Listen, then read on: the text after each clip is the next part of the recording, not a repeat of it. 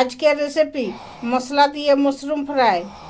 মশলা দিয়ে mushroom fry বনে ready. Mushroom fry বানার জন্য এই যে বাজার থেকে মাশরুম নিয়ে এসেছি। এই মাশরুমকে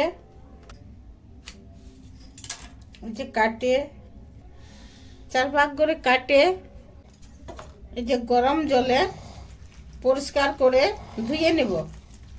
এটা যা কিড়া মকড়া আছে যা ভি আছে সব মরে যাবে।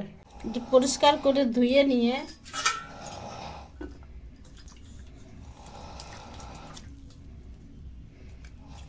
জিরা, শুকনো লঙ্কা, তেজপাতা, গোটা গরম মশলা, ফোড়ন দিয়ে পেঁয়াজ ভাজবো।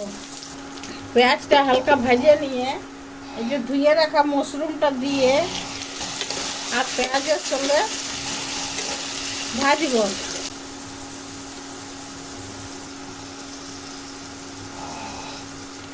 নুন, হলুদ, কাশ্মীরি লঙ্কার গুঁড়ো দিয়ে আর ভালো করে ভেজে নেব। নুন, হলুদ আর কাশ্মীরি লঙ্কা গুঁড়ো দিয়ে ভাজা হয়ে গেছে।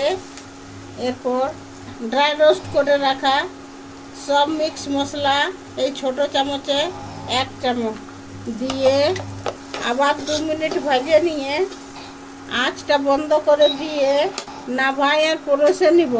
এরপর ধনিয়া পাতা দিয়ে গার্নিশ করে দিচ্ছি। মশলা দিয়ে মাশরুম ফ্রাই বনে রেডি।